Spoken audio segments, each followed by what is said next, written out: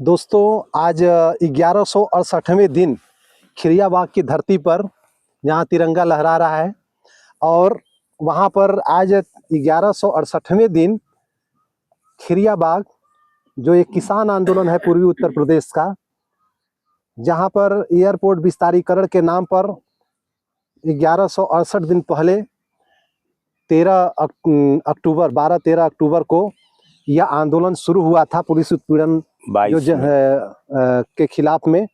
और 2022 से आंदोलन चल रहा है। यह क्रमिक तौर पे यह किसान यहाँ पर डेली बैठते हैं। आज हम उनके बीच में हैं।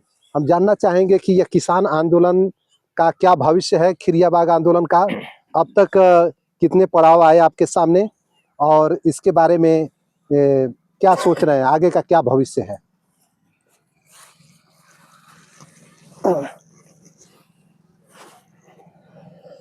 यह जैसे खिरियाबाग आंदोलन इस समय अभी सरकार ने बोला कि हम सर्वे अब दूसरे तरफ करेंगे, इधर के कुछ ज़मीनों को हम अभी छोड़ रहे हैं, दक्षिण की तरफ साती वगैरह के दिशा में ये जाना चाह रहे हैं।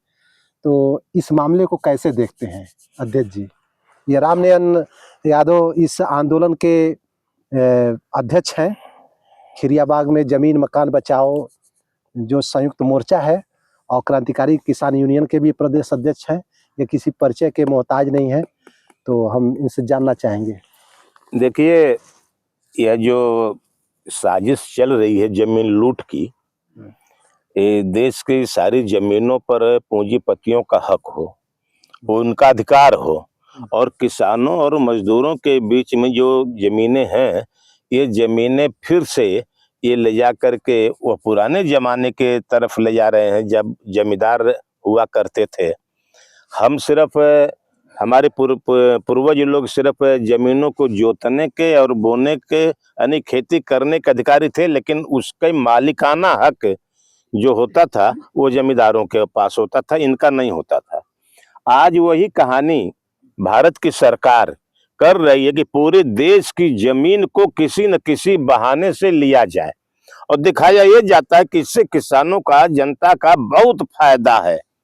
एकदम अच्छा ये प्लान है, इससे किसान बहुत सुखी हो जाएगा, मजदूर बहुत सुखी हो जाएगा।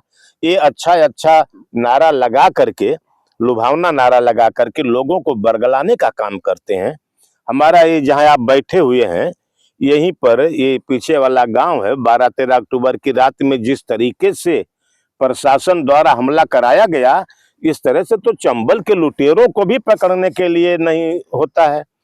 और आज जब हम 1168वें दिन पर आज यहाँ बैठे हुए हैं, हम लगातार यहाँ बैठते हैं, तो यही बात सामने आई है कि भाई आप लोग अब क्यों बैठ रहे हैं, अब तो आप लोग जीत गए हैं, ये दूसरे तरफ बनेगा।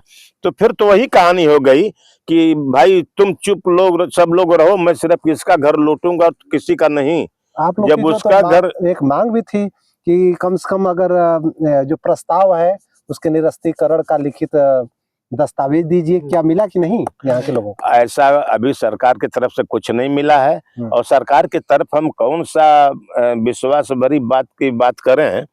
हमने जितने भी मांग पत्रक दिए हैं अपने, राष्ट्रपति से लेकर एसडीएम तक, हमने किसी को छोड़ा नहीं है।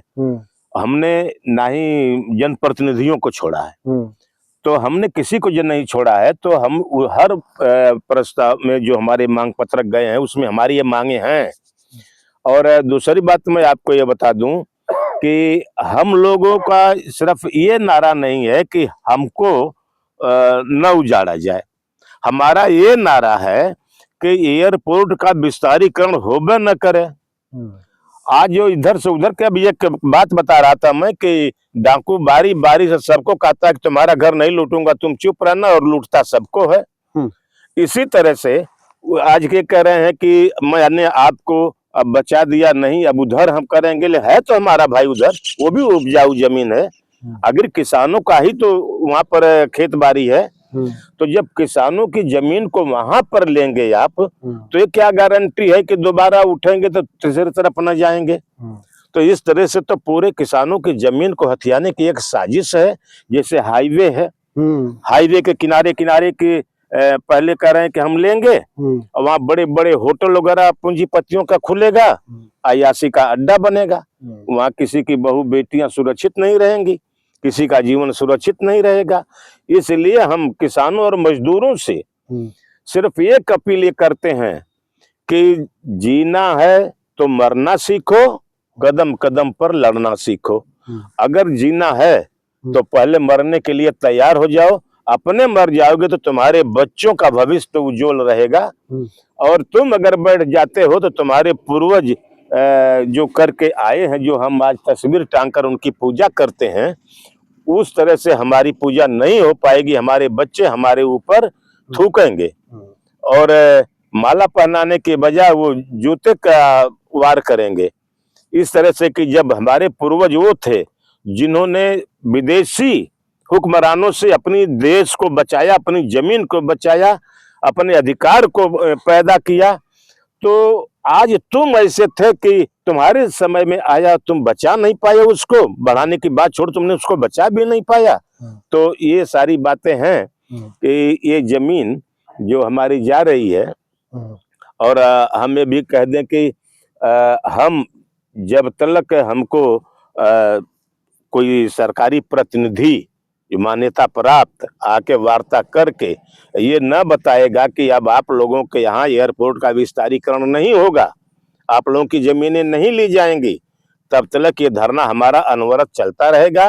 और हम ये प्रयास करेंगे, लिखित मतलब, हाँ लिखित, और हम ये प्रयास करेंगे कि हम जमीन तो हमारी है, हम जिस पर लड़ रहे हैं, लेकिन इसके साथ साथ जो हमारे सरकार ने ये मनरेगा को खत्म कर दिया, नहर में पानी नहीं आ रहा, किसानों के फसलों पर जीएसटी लग रही है, 5 किलो गेहूं बांट करके ये पूरे देश को एकदम